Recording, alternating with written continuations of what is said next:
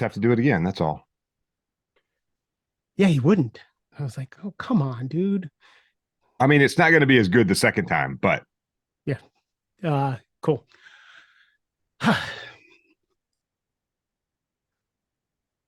So I was listening to my friend James Whitaker's Win the Day podcast. He had a guest on there who's a former Navy SEAL, William Branum. And as I was listening, I was really struck, one, by again the really hard nose, and hard won wisdom and advice that he brings to a conversation. But I was also struck by the vulnerability that he was willing to share what it was like going on the inside, going through Navy SEAL training. He's willing to share what's going on the inside, leaving the military and figuring out what to do next. And I thought he would be a great person to have on our podcast to talk about leadership and talk about a few other things.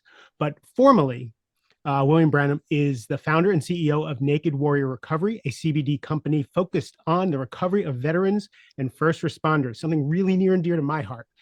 He is a retired Navy SEAL with 26 years of service. He has served on both traditional SEAL teams, taught as a SEAL sniper instructor, and served on teams that specialize in undersea operations whose missions must be approved by the President of the United States. He led major combat operations ranging from protecting the interim Iraqi elected officials and direct action missions in Baghdad and across Anbar province. He's retired in 2018, and now he's going around the world, going around the country, and has been on 60 some, 400 podcasts talking about things. The interesting thing that you said on a couple of podcasts was you can go into combat, but walking on a stage was scary to you. yep, that is a fact. So, well, so explain that to someone, because when we and by the way, if you want to hear the entire story of his military experience and everything that I was just talking about, go see. I'm going to put a link in the show notes to James Whitaker's Win the Day podcast and that episode, so you can hear all of that background. But we're going to get to the meat here. So, I look at you, everybody else looks at you, and what we project onto you. Big, strong guy, nothing, eats nails for breakfast. How could you be scared to walk on a stage?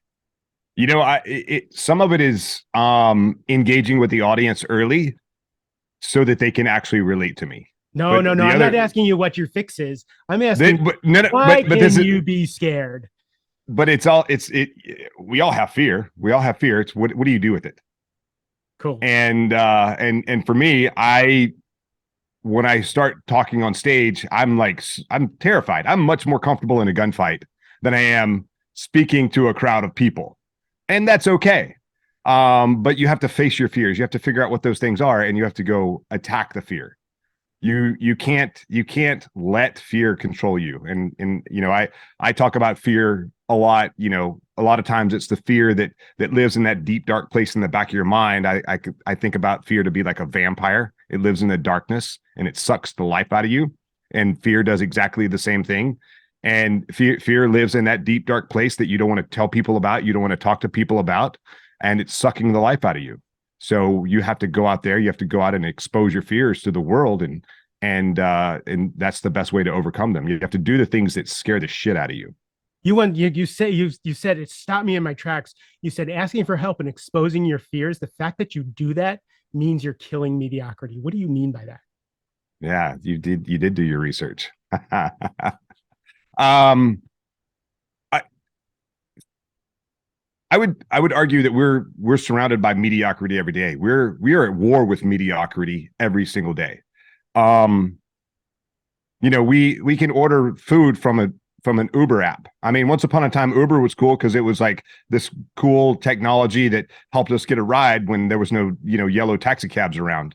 Now, it empowered tons of people to get jobs and be self-employed, and cultivate this sort of entrepreneur mindset and lifestyle so that they can create income on their own schedule. And I'm grateful for those people at 2 a.m. when I'm on the road and I'm out with clients or whatever, and I'm like, dude, I got to get back to the hotel. Super grateful for those people because there's no taxis around. Right. But now you can just like get an Uber app. You can order food from the Uber app. You can order, what kind of bananas, like how ripe or whatever you want banana. You never have to leave your house. we're not meant to be stuck in a box somewhere. We're meant to be out in the world and go out and hunt and explore and grow and be amazing human beings. And technology, unfortunately, has made us, we're surrounded by technology. Sure. It's stuck to our hand 24/7. And we refuse to put it down. Mine is over in the corner here recording me just in case I say something smart. But you know, because life is getting so much easier, we find excuses to not attack our goals for the day. We find excuses to not work out. We find excuses to not do the things that we need to do, to not go out and explore, to not go out and hunt. And when I don't mean necessarily specifically like going out and Sure. killing an animal, but going out and hunting and gathering and doing the things that we're made to do, doing the work. We get stuck doing scrolling TikTok or Instagram or whatever, and we find excuses to not go work out, to not do the things that we need to do to make us better people, to make us a better civilization. And so when I talk about killing mediocrity, I tell people to go start competing. And I don't mean like compete in like major sporting events. I mean compete in small things, easy things. And you'll find out that competing in the easy things will actually change your life. Compete in kindness. Can you be the most kind person you've ever met? Can you be, and you'll find out that's really hard. That's easy. It seems easy. Oh my God, I have to change the way that I think. Compete in giving, compete in gratitude. Can you be the most grateful person that you know? Can you take the things that are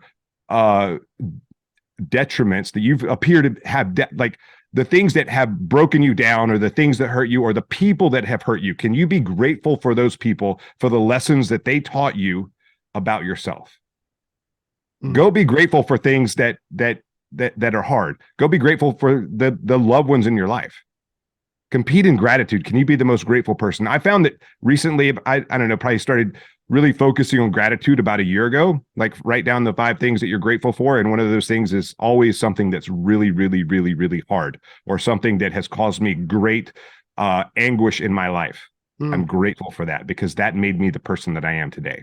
So go and compete, and you're killing mediocrity when you do that.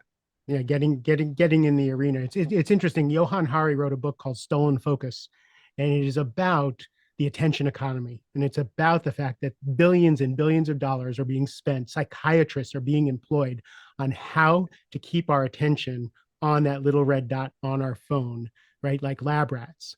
So it's not even like we're lazy and we're bad. It's that we are being attacked by people who make money off of us not exercising, about us not creating things, about us not going out and competing in the world, except for who can make the best Instagram photo. Right. Right. So it's not so much our fault, but it is our responsibility to break ourselves away so that we can create a life that's worth living. Yeah, that's a great way to put it. It's not our fault, but it is our responsibility. 100%. So let's just dive right into the whole naked mindset. Why is this naked thing so important to you? I know it's an acronym for something, so I'm kind of leading you into Sure. Well, so I will, you mentioned before, I was pretty open on James's podcast, but I spent my entire adult life in the SEAL teams. I've been surrounded by high performing individuals. I've led men in combat. I've done some pretty awesome things, some pretty hard things. And when I retired, and I use air quotes here, retired from the military, that was really the hardest military mission I've ever been on. And quite honestly, I'm still on it.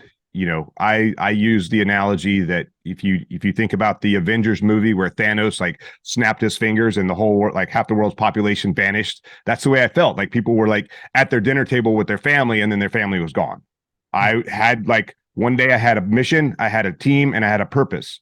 And the next day I had no purpose, I had no mission, and I had no team.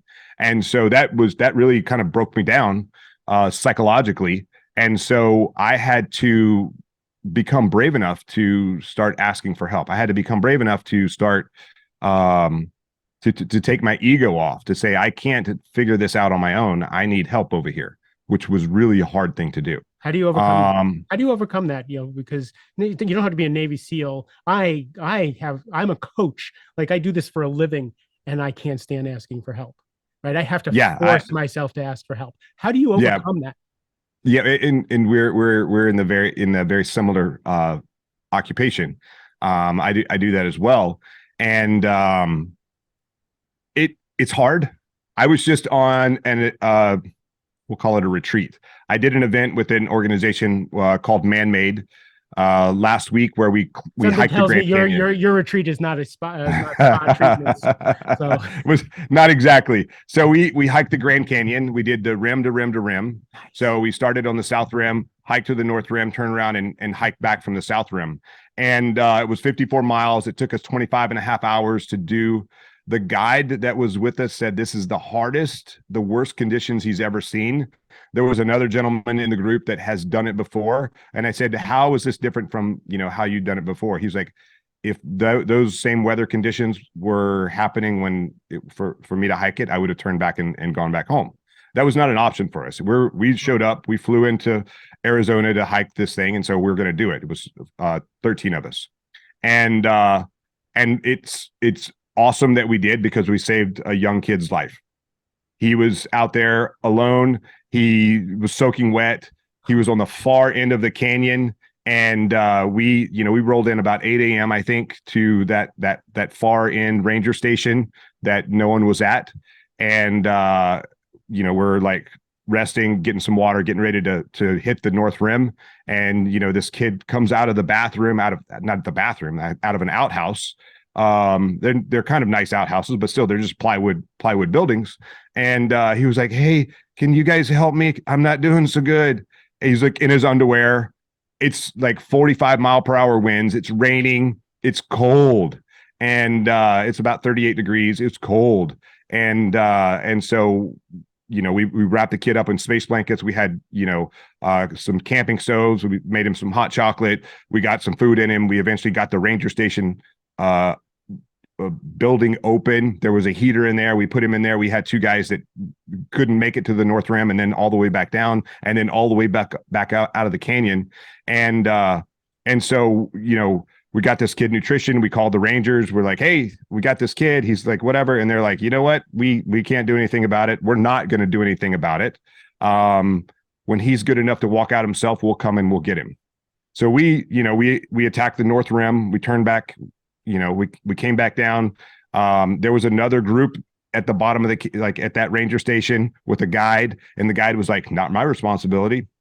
Even though the guide works there all the time, he gets paid to walk people in and out. He's like, "Nope, not my responsibility." He got himself into it. He can get himself out. So I was just shocked at how cold and heartless people were. I'm like, the dad in me is just losing his shit right now. So right. Yeah. And so this kid would have died. He would be dead right now had we not shown up. And so the reason that we showed up and we started hiking in a fucking blizzard down the Grand Canyon, across, and then back up. The reason we were there was to save that kid's life and to make an impact on his life so that he can grow up and be a man. He has no men in his life. And so he's trying to figure that out. And so how did he get there? He, you know what? He's on a life adventure. He actually works at the Grand Canyon Hotel. And so he and a friend were going to do rim to rim. And his friend turned back, and then this kid was like, "I'm going to do it." And so he kept going to the North Rim. Not very many people go to the North Rim, especially at this time of year. So it's it's not as improved of trails. Like some of the trails were kind of washed out, and we had to navigate around that. There was 8 feet of snow on the North Rim also, so trying to plow our way through that was not very easy. And so anyway, you have to walk under several waterfalls. So he was soaking wet. He couldn't figure out why his rain jacket wasn't keeping him dry. It was actually a windproof jacket. It wasn't a waterproof jacket. So he had a lot of lessons learned, and we got to pour into this kid and teach him some, things about being a man and being prepared and having the right people surround you in life. And so that was a really awesome experience. Forgot what it anyway, to the men also who were with you. Oh yeah, for them it was fantastic to be in that role and to feel what that is, because that's what you're trying to create, right? Is right, 100%. masculine energy. And, you can talk about it in a classroom, but, at the bottom of the Grand Canyon is, until on you the get out there titanium. and do those hard things. And that really goes back to like kind of fear, like that event broke every single one of us down. I've done a lot of hard things in my life. There were guys that are like, they've done multiple Ironman triathlons. They made me look like an amateur out there in the Grand Canyon. They were in peak physical condition. And when we came out of that, they were all, even our guide, who's done this probably 40 times, he was like, dude, that's the hardest it's ever been. There's worst conditions ever, whatever. And I was like, dude, I don't feel so bad, because I would for sure had some pity parties trying to climb out of the Grand Canyon, and just like feeling sorry for myself, and like 4 hours of just negative self-talk, but like also trying to like incorporate the things that I teach other people about creating small victories, so I would just, it was top 5 hardest things that I've ever done in my life. Oh. And I don't remember the question you asked, So but that was a retreat that I just went on, and there was two guys with just a ton ADHD of a ton of lessons learned. Yeah. trying to have a podcast. Oh man, it sounded like you need to eat your own dog food. So the question that's prompted that was talking about the naked concept. Never quit, accept failure, kill mediocrity, expose your fears, and do your work. Yeah. Okay. I remember where I was going. So oftentimes you have to suffer and understand like what that get naked is really about. It's really about taking your ego off, taking that armor that you carry around off, so you can find the expose yourself, so you can find the healing that you actually need. And so over time, when I was drinking myself to sleep at night, pretty much every night, because I couldn't like turn off this noise in my head. And so I discovered CBD. CBD helped turn down the noise so I could have more positive self-talk. And then through that positive self-talk, I was like, what are the things that I learned in the SEAL teams that I can apply to my own life, that to make my life better? What made me successful over here that can help make me successful over here? And so I was already running with the kind of get naked mindset about like taking that ego off. But I was like, let's turn this into an acronym. Let's turn this into something that's valuable that I can share with other people. So yeah, so you nailed it. So NAKED is an acronym. The N stands for never quit. I don't mean never quit smoking or drinking or porn or whatever your vice is. I mean, never quit trying to improve yourself. Never quit. If you've like thought about something, if you started to achieve some sort of goal, like continue that goal all the way to the end, whatever it looks like. The A is accept failure. Failure's been the biggest teacher of my life. Failure, that kid had massive failure, and he had learned a shit ton about himself and about men, and real men, not fake men. And so he will learn those lessons. He'll carry those lessons with him for the rest of his life. The K is kill mediocrity. We've already talked about killing mediocrity, technology and all sorts of other things, making excuses. Compete in every aspect of your life, but start small. Become the best fucking person in competitor in gratitude that you've ever met, or kindness, or whatever it is, generosity. The E is expose your fears. And again, we've talked about fear a little bit, but when you have fear, people make fun of me. They're like, you're a Navy SEAL, you don't like swimming. I fucking hate swimming. But you know what? Every year I go and I do this fundraiser swim across the Hudson River, and I have to train up for it also. That ain't Hawaii. So, that is not Hawaii. William lives in Hawaii, by the way, so the Hudson River is not what he's used to. It is the farthest from Hawaii. But I have to train up for it. I can't just show up and fail and not do what I need to do. People are watching. So best motivator. I ran the Marine Corps Marathon because I collected money and told people I was going to do it. So that was the thing that got me past mile 15 is I fucking told people I was going to run that thing. So I did, because I was people are watching, outsiders are watching, your peers are watching. Like, don't be that guy. So, we're always motivating one another in one way or another. So I have to train up for that. I love the ocean. I love surfing. There's still, when I swim, I'm like, there's a shark that's going to eat me any moment now. And so I'm like, okay, well, if he bites me, I'm going to fight back. And that's just the way it is. So I have to get through those fears that I have in my mind, like this Grand Canyon thing, fear, like it broke us down. One of the best guys, the strongest guys we had on the team, he was like, there's no way I'm going back down in that canyon. If someone needs my help, sorry. And that scared him. It was interesting because we really talk about and dive deep into stuff on the backside of doing these really hard adventures. And he was like, dude, that scared the hell out of me. I like that broke me down. I have to go back and like fix my shit now. It's interesting that you talk about this stuff because on one hand, as a coach and who I am in the world, I'm the anti, eat nails and hit things hard, David Goggins type kind of thing, right? Like I don't believe in that. I don't believe in grinding yourself to a nub. On the flip side, I do things like run the Marine Corps Marathon. I do things like decide to double my business at 60 years old, right? I do things, I get up at 5:15 in the morning to do my stuff. So I am competing in the world. And what I'm trying, it's the balance of that, of going on the playing field, seeing what you're made of, putting yourself in a situation where you're going to walk the Grand Canyon to see what you're made of, so that you can bring it back to your life. Right? You don't I don't think you have to be David Goggins all day, every day, right? For eternity to be successful and to be happy. I believe that you have like ingredients. And this is an ingredient to add to your world. Uh, right.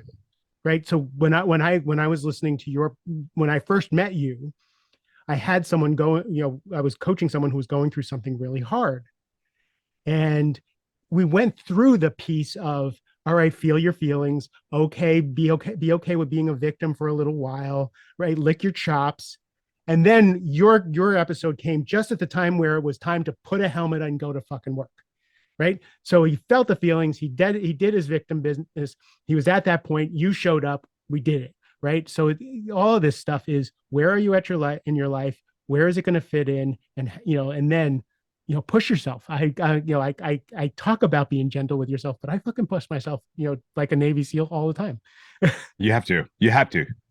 I mean, that's part of like killing mediocrity. That's like competing with yourself. You have to go to war with yourself every now and then. You don't have to do it every day, but you definitely have to go to war with yourself. Push yourself. Be like your body can do so much more than your mind is telling you. When we finished that hike, we had I should write his name down because I keep talking about it. The guy who wrote the Comfort Crisis. He I came know out the and book. talked. I don't know his name, but I know the book. Yeah. And so I should get some kickbacks because for sure I've said it on enough podcasts at this point. I've promoted it enough. But one of the things that he said in his thing was fatigue is actually an emotion. Just like motivation is an emotion, fatigue is an emotion. And when you think that you can't go anymore, you find out that you can still keep going. You could continue to, you still got gas in the tank. I learned that in SEAL training. You still like, oh, I'm so tired, but wait, I can still go. Wait, I still got more legs. And oh, I went another mile and I went 5 more miles. And holy cow, how is this even happening? Fatigue is an emotion. And once you realize that, that's where discipline comes in. That's where doing the work comes in. Just do it anyway. Even when you don't feel like it, just keep doing it and continue to push forward and push through, all those things that you're struggling with fatigue wise. You and I were worried about our mutual ADHD in this podcast, and getting you off in time for your next podcast. So I'm going to point us to our next topic, specifically and hard. So I'm really curious. In the Rising Leader program, we talk about leading the people who you work for, leading your team, leading yourself. But the hardest thing that I've found for people to do is leading on a team of other leaders, right? So if you're in the C-suite, you are on, you have your organization, but then you're on a team of leaders for the entire organization. How do you compete? How do you support? How do you do your best and get your voice heard and listen to other people? How do you manage all that? You were on probably the most elite teams in the world and how to master that. So the key to being a leader is you have to be able to follow first. You need to learn to follow. There are leaders out there, we're going to call them leaders, that they have no idea how to follow. They only know how to tell people what to do or how to build stuff or how to whatever. They have no idea how to do the other thing, which is follow, which is um, equally as hard, especially if you're a type A personality. And, there's this, we'll just say alpha. If you are, I wrote a post one time and I was like, okay, are you an alpha or are you a beta? And then people are like, I'm an alpha when I'm in charge, but I'm a beta when I'm not. I'm like, nope, that is incorrect. Oh, I'm a sigma. I'm a sigma. I'm not a alpha or a beta. I'm like, nope, that's a beta. Next. And so at the end, because what I would reply to people and say, okay, so do you think that a whole platoon of Navy SEALs going into a target, do you think that even though one guy is in charge, that everyone else is beta right now? No fucking way. Every one of those dudes are alpha in their own way, and they lead when they need to lead, and they follow when they need to follow. But it's something that we teach in the SEAL teams. Like, hey, this is your responsibility. When I'm doing this, I'm in charge. When you're doing that, you're in charge, and I listen to you. So we have these very clear lanes and roles and responsibilities. If it's my response, but I also have someone that can, like, if I'm not doing the job or I need help over here, I have someone else who can come in and like cover my back, and so that I can do the other thing that I need to do. Well, it doesn't take away my authority or my power when someone else comes in and I have to be okay with that. And I am okay with that. Awesome. Thank you so much for like picking that up. It's like going into a building and clearing rooms. Well, if I drop a threat area, I know that my buddy's going to come behind me and pick it up, because that's the way that we're taught. That's the thing that we're supposed to do. If I'm out there leading, I might be holding security on something, and I have to wait for someone to come and I can't just leave that responsibility, because a bad guy could pop out and smoke us all, and that's not okay. So I have to do that, sort of lower level responsibility until one of my guys comes in and bumps me out, so that I can start leading the train and start, leading on that mission, on that target. So it's something that has to be taught. It has to be part of the culture of the organization. And so one of the things I talk about with a lot of my coaching clients is, if you're not driving as a leader, if you're not driving the culture in your organization, then someone else is. Right. And that's just the bottom line. So let's go back to before you guys go out on a mission. When you're and probably starts, the first day of training. But I'm curious, what are the agreements you have between you that when you walk in, how to interact with each other in that manner? Because you have to set that up beforehand to trust that's how things are going to work. What are some of those agreements? Well, part of it is just the chain of command. There's a clear, this is person who's in charge. This is number 2, 3, 4, 5, all the way down. And then under that, sort of C-suite, you have junior leaders in charge of each small team, and they all report up. And so, but even amongst the C-suite, even amongst that top level of leadership, we have sometimes we have to close the door and say, okay, here's the deal. Yes, you're in charge, but I'm going to make the calls. And a lot of times when I'm training a new leader, I'm the senior guy on the ground, and I know what the calls should be. Like, we're training for a gunfight or something. We're training for a gunfight on, they need to know how to do that. They need to learn those lessons that, the most stressful leadership scenario, I think, on the planet is a gunfight. And so my job is to train my replacement. And I think that's missing in a lot of corporate environments. People are so busy, they're so ego driven about what they think is right, or what they want to do, or their opinion, or their job security, or whatever it is. I don't care. I want you to be able to do my job as well or better than me, even at the C-suite level, because I want you to, so that I can grow the company, so I can grow as an individual, so I can set the company up for success, and maybe even move over to a bigger company. But most people have this sort of scarcity mindset, oh, I've got this job and I may or may not ever have this opportunity again. And so it's where you really have to break down the individual and really drive that culture. That's the culture in the SEAL teams. Train your replacement. The end. There's no like you're not going to be in this position forever. And if people think that they're going to be in this position for this company forever, they're lying to themselves, because companies move and they sell and they like that's just reality.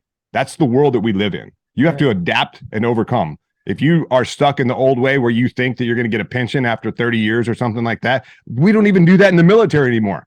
I was one of the last people to have that happen. You have to invest in a fund and all this other stuff. Like that's gone. That's never going to happen. So the best thing that you can do, and what the people who are watching you when you're in a leadership position, is train your replacement. Train people. The more that you train other people to do what you do, people will start respecting you even more. And you'll get authorities. That's the thing, right? That's the thing. When you create another powerful leader, it is noticed that you did that. Yes. And it helps you. What did you learn about healthy and unhealthy conflict between team members? When it's unhealthy, you need to nip it in the bud. So so how did you guys figure out healthy conflict in something that is life and death with cohesion? It comes down to communication. Sometimes you just don't get along with other people on the team, but when it comes to being in combat, when it really matters, it doesn't matter. Sure. But in the moment of combat is a very small part of it.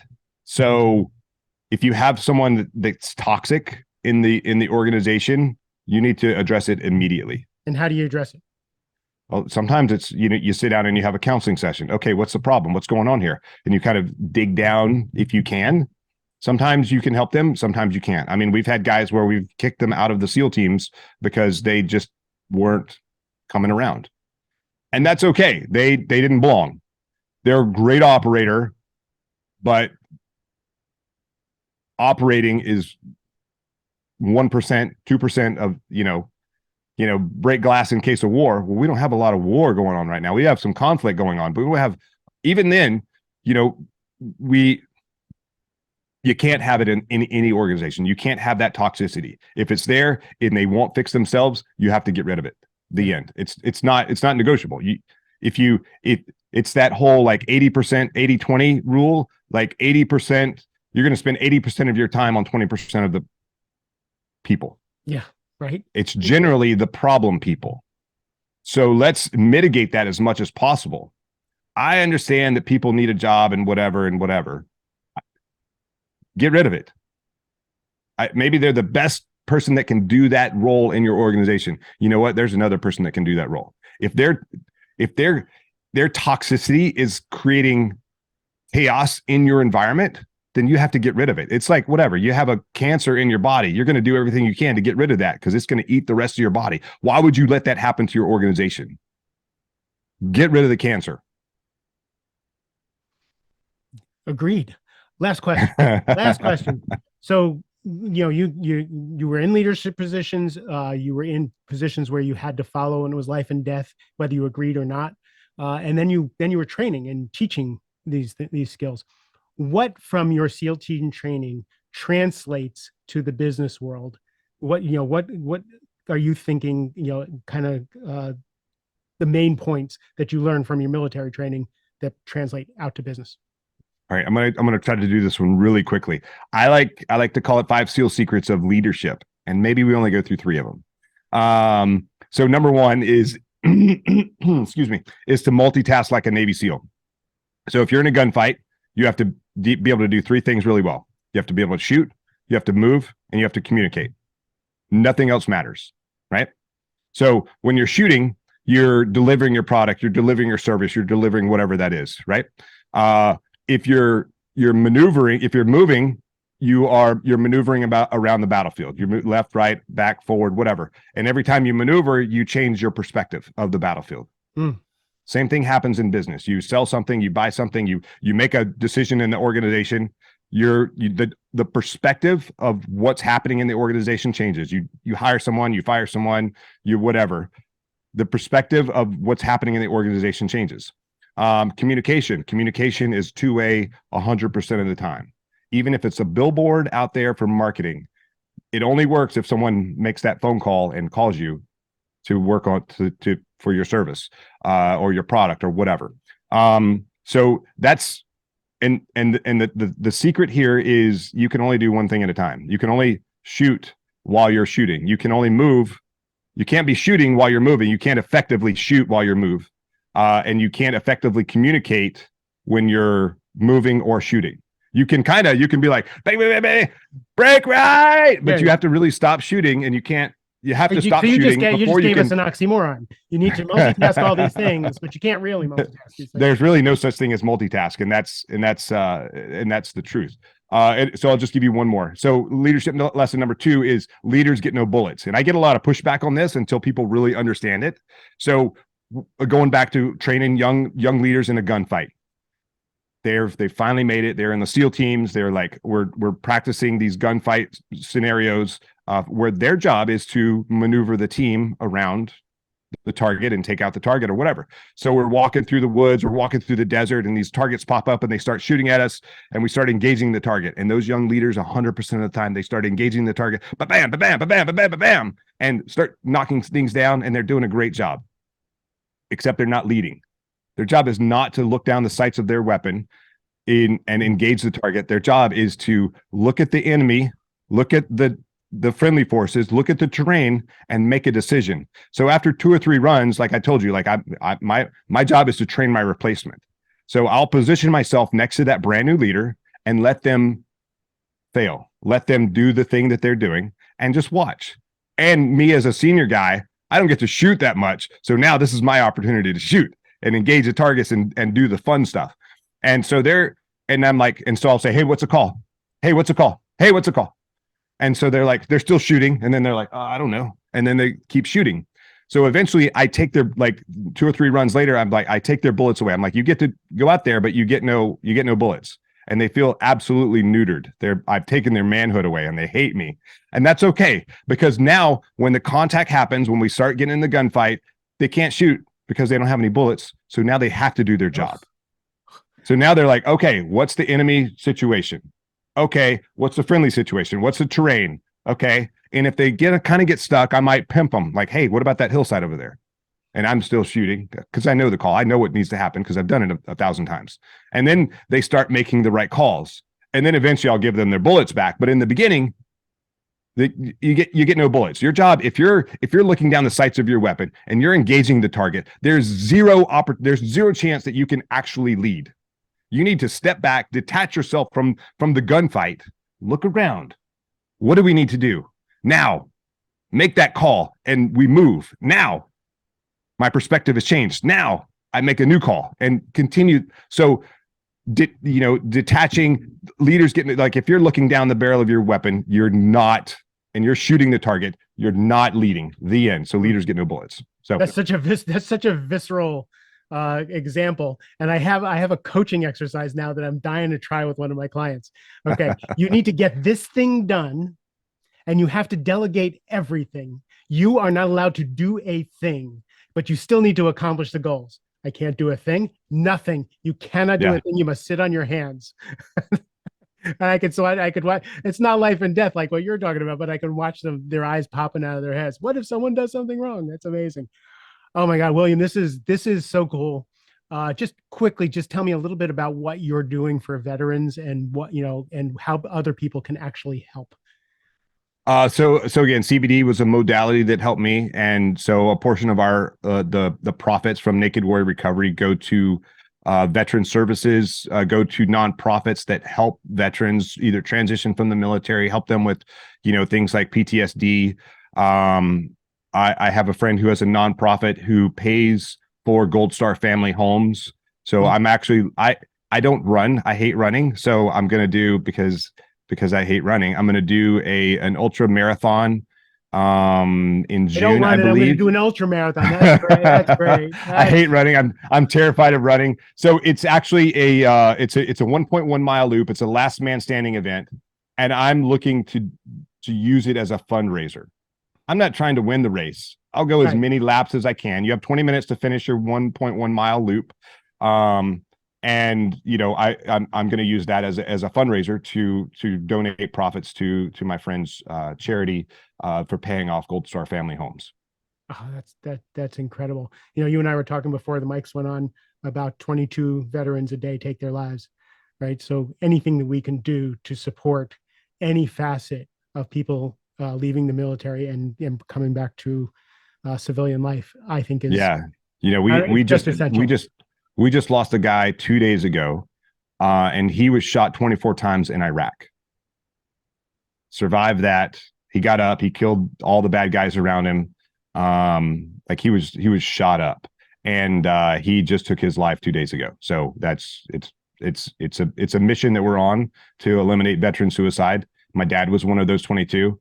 So it's a very heartfelt, true, real mission for us. So we're doing everything we can to try and eliminate it. So that's our mission. Well, thank you for everything you're doing. Thank you for your service, and thank you Thank you, sir. for your brilliant insights that you brought to the conversation. If people want to find you, where can they find you? And it'll be in the show notes, but tell people where they can. I would say if you want to learn more about the Get Naked mindset, go to the number 5sealsecrets.com. For CBD, go to nw-recovery.com or Naked Warrior Recovery. I changed it to nw-recovery because maybe people don't want to write naked in their search engine. I don't know why. Just Because it auto fills in, and you're just going to the wrong place at work. Right. I have no idea why, but it was just a thing that popped into my mind one day. Or I'm on Instagram, william.r.branum. I'm on Facebook and LinkedIn, and I think all the socials. I'm not very good on Twitter yet, but I'll work on it. You're great on Instagram. Thank you. You rock Instagram. All those links are going to be in the show notes. The 5 Secrets is a really great document that you can download immediately. William, thank you for being on the show. Thank you. To everybody else, I really appreciate your time and your attention. Hope you got something out of this. If there was something in particular, let me know. I love you a ton. Have a great rest of the day.